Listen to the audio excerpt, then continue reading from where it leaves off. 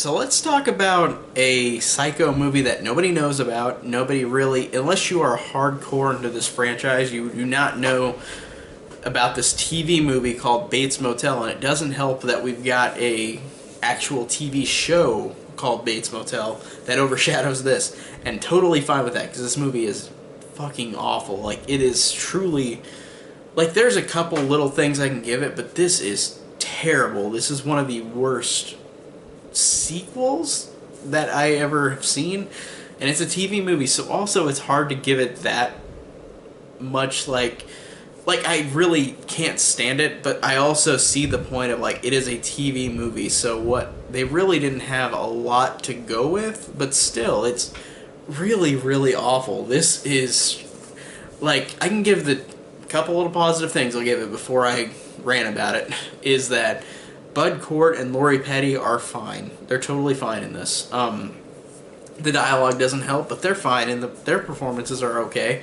They're silly and quirky, and this movie is trying to be incredibly silly and quirky, but their performances are totally fine. They're not terrible. They're fine. I like that they're in this movie. Like, it's funny to see them in something like this. But yeah, the movie starts out with opening credits like Psycho 2. Literally the same thing. It's just where the sun comes up or goes down, depending on the opening and ending credits. But it's literally the same thing with a different score. And this is where it gets really bad. And it's the beginning of the movie, so bear with me.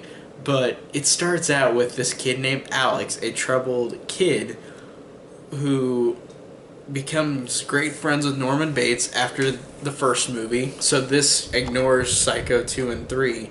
It literally is only a sequel to the first one, where Norman Bates is taken to the institution and never goes out. He never gets out. It's not anything like Psycho 2 where he gets out 22 years later. Like this, Norman Bates in this version lives and dies in the institution. But that Alex kid, who's in the institution as well, becomes incredibly great friends with Norman in a creepy way. Like, it's incredibly creepy with this Alex character and how he talks about Norman. It's kind of like he talks about Norman like a lover, which it's fine if he liked him that way, but it's like, it's just the way that Bud Cort, like, says these lines is really creepy. It's just like every time he mentions Norman's name, it's just really creepy how he says it. Like, whenever he gets to the motel and he's like, Norman, we made it. Like, just lines like that are really creepy. But, yeah, so it's where Alex just, after Norman Bates dies, Alex inherits the Bates Motel. And this is a weird-ass scene, too, whenever the guy's naming off Norman's will. And his possessions are given to these people, but these are weird-ass possessions that are random and don't make any fucking sense. It has a woman where, in the will, Norman says, to blah blah blah blah, for my great cooking, here's my turkey, and it's a plastic big turkey. Just, okay? And then you get this other character, and then this... And it says, like, to blah, blah, blah from Norman for teaching me these dance moves. My 45 records, record collection. What? Like, this, it's so worded weird that it's like saying, oh, I got Norman Bates here, Norman Bates had sweet dance moves, and he gave this to the guy after he died, like his records. It's, what? Like, it doesn't make... Like, it's just so out there and so odd with how the lines are delivered and how they say these lines. They're just so odd. But like I said, Alex gets the Bates Motel, like, because Norman and him were great friends.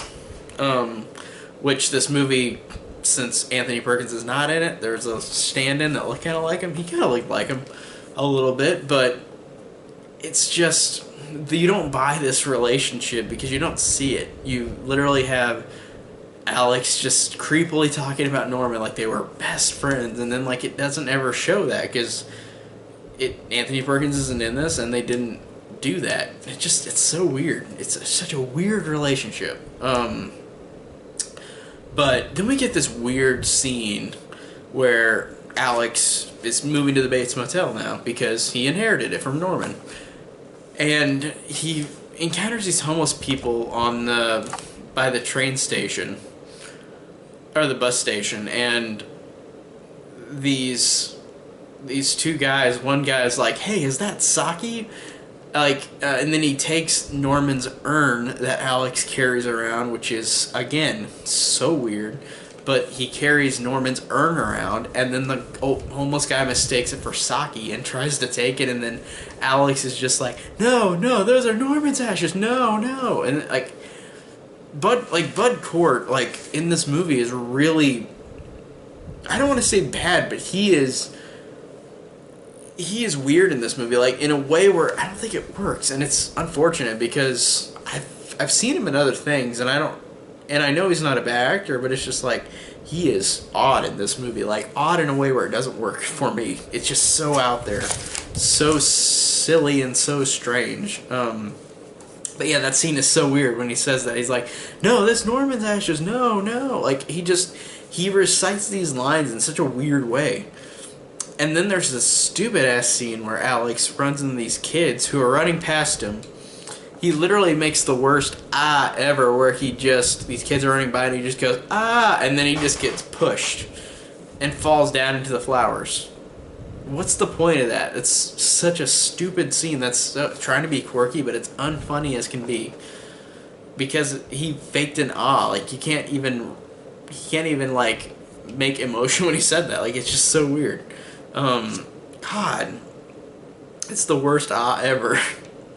And then he has a stupid drive-thru where he almost orders chicken from this chicken fast food joint. And it's just so pointless, and it makes this Alex character even more stupid. It just makes him look really dumb. And then he rides with this guy who used to work for Mrs. Bates at the Bates Motel. And then a lot of people believe that Mrs. Bates still roams the house as a ghost. What? Are you kidding me? And I'll get back to that later, but yeah, oh my god. Seriously. What the fuck? And I don't get the fact that when Alex is going to the motel and he kind of gets blocked by people saying you can't go in there, and he's like, but I've got to go in, it's my home. And I'm like, no, it's not, you never lived there, what are you talking about? It's Norman Bates, your friend's house. That's literally, you've never been there, what the fuck? That's just so weird, again, just so odd. And then, it's creepy that, he comes in and he's like, well, Norman, we're home. But it's not creepy in a way where this guy is he's a creepy guy. It's just it's a creepy way this actor is saying these lines. And then it's funny because they don't connect continuity well with this to the first film at all. This is bad. It felt like they didn't even watch the first movie, they just knew the ending of it. Because Alex goes into the Bates Motel, and there's a sign-in paper. Whenever they used to do sign-ins on paper sheets. And the last sign-in was for July of 1960. I seem to remember in the original Psycho that at the beginning of the movie, it says the movie is on December the 9th? But it's in whatever the day of December it was, but it was in December. So that doesn't make any sense. You never even thought about that? And saying stupid shit like Mrs. Bates is haunting the Bates Motel. That is just so incredibly stupid and just nothing it just does not fit at all. And he goes to the bank to get a loan, for the Bates Motel, and I swear to God, this scene is important because it foreshadows who the guy is that tries to scare everybody out of the house with Mrs. Bates' ghost. But there's this banker who he is talking to, which we realize is the guy at the end of the movie, but it's so unimportant, but it's important as can be because it shows who the person is at the end, who's the ghost, who's pretending to be Mrs. Bates, like a fucking Scooby-Doo cartoon. And And then 30 minutes in, I swear you not, 30 minutes in, we get the first jump scare, and it's Lori Petty in a chicken suit. Again, just like, what? And Lori Petty plays Willie, this character who has been living apparently at the Bates Motel for 3 weeks, and living in this place where I guess they would not have power if nobody's living there, nobody's paying for the bills for the house. Again, just so dumb. Like, it just is so weird. And then, I don't know, like, it's just so strange. But Willie just, she gets mad at Alex because Alex is like, I want to open this by myself, because he wants to do it for Norman. And Willie's just like, whatever, and she leaves. And of course she leaves and comes back before she even leaves the property. But there's this one guy trying to gyp Alex, so she goes up and she's like, hey, you, like, and she tells him, like, what's what. So she literally doesn't even make it off the property and have that fight, or not fight, he's just like, I want to do this on my own, and she's like, whatever, and she leaves. But she doesn't even leave the property, she literally comes right back. It's so stupid. And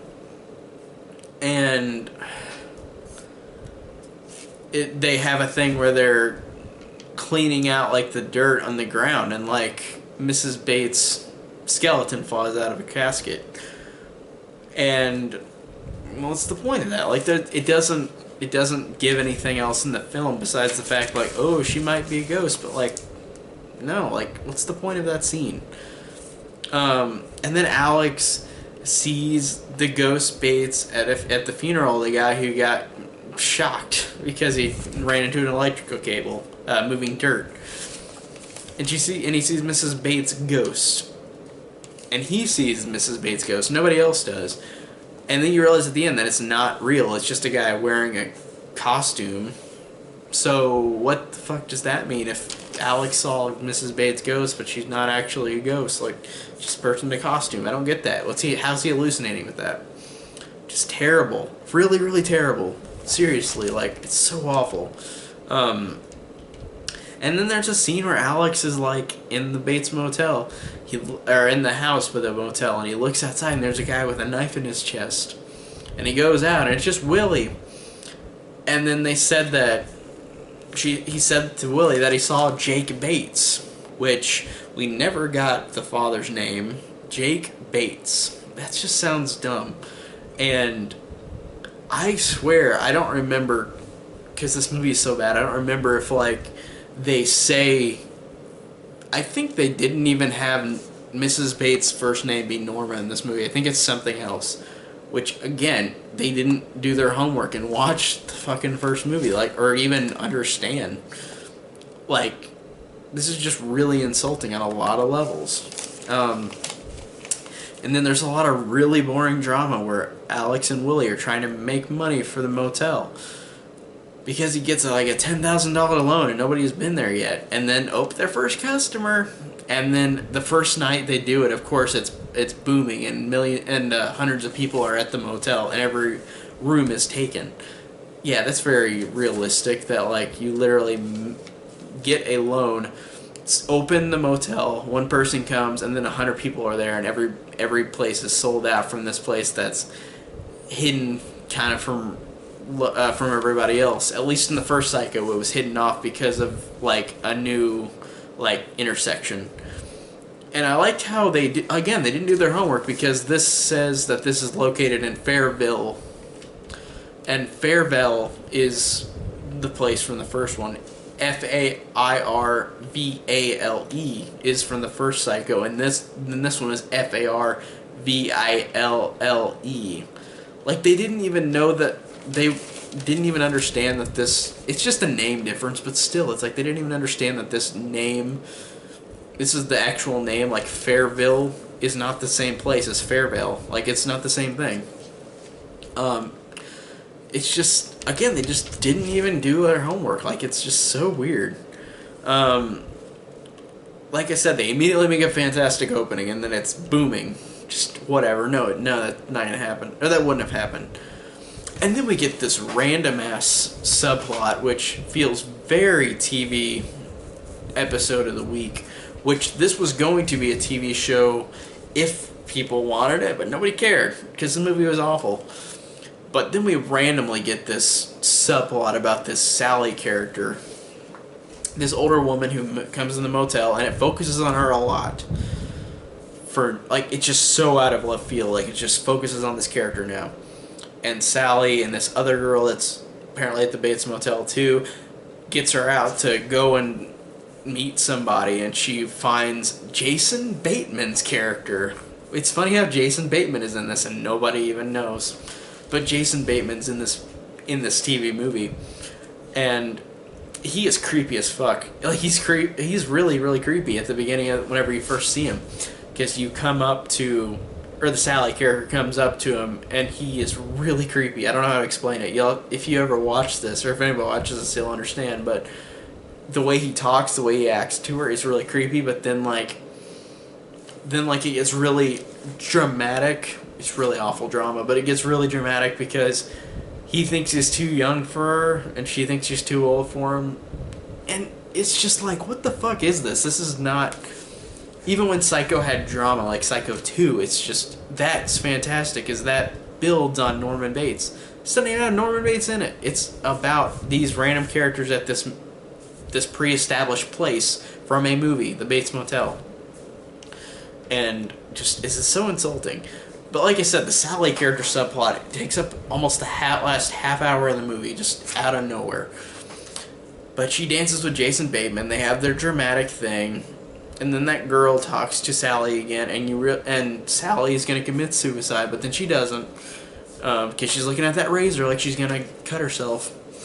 But then Sally talks to the other girl, and the other girl, you realize, has been dead the whole time. So this movie had the Sixth Sense twist before the Sixth Sense. But nobody fucking cares because this movie's awful. But this girl is apparently dead, and she committed suicide like in the 50s or 40s or whatever. And then Sally and her look outside, and there's these, believe it, this little group of kids from the 40s and 50s. And every single one of them names off who they are, when they committed suicide. And then Sally's like, I don't want to commit suicide anymore. And that's it for that.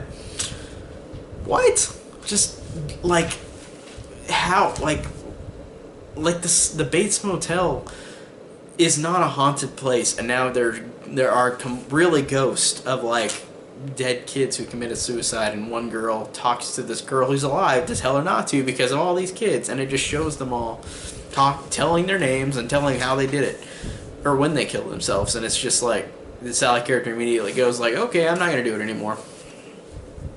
What? Like, just what the fuck is this? And it just, I don't know. I really don't know. And the girl died 25 years ago to that day. So, it's just so silly. And then, oh no, Jason Bateman was dead the whole time. Like, oh my god, just pulling for strings here. Seriously. And like I said, then she learns how to not be suicidal. And then I feel like if this was a TV series that they were going to keep going on, they would have done random ass stuff like this in every TV episode. But because this is a movie, it doesn't make sense because it has an hour of Alex and Willie, and then it has like 20-30 minutes of this subplot, and then it cuts back to Alex and Willie again. But then we get this weird, like, the stupidest, like, ending, because it's only, like, 5 minutes, literally 5 minutes after it cuts from the Sally girl, her subplot's over. And it cuts to Norman Bates just runs in the house, because he sees somebody at the window, runs in the house, ghosts Mrs. Bates with a knife, slow-mo, extremely slow-mo, running at him with a knife. And then somebody tackles her. And then it's the bank guy from the beginning who wanted to make money. I don't even know what the fuck he wanted. Like, he didn't... Is it because this... Oh, I think it's because he said to Alex at the beginning, like, this is worth a lot of money, this motel. So he wanted the money. So it's the bank teller who's the fucking ghost of Mrs. Bates. And I'm just like, are you fucking serious right now? This is just like a Scooby-Doo cartoon. But Scooby-Doo's a million times better than this. And just the dignity this movie has, like, to do this shit. Like, I'm just like, what? And then, of course, we get another twist because Mrs. Bates comes back with a knife. And then you realize that it's Willie. And she taped down the banker's, like, statement saying, like, he was going to scare everybody out to get this for money.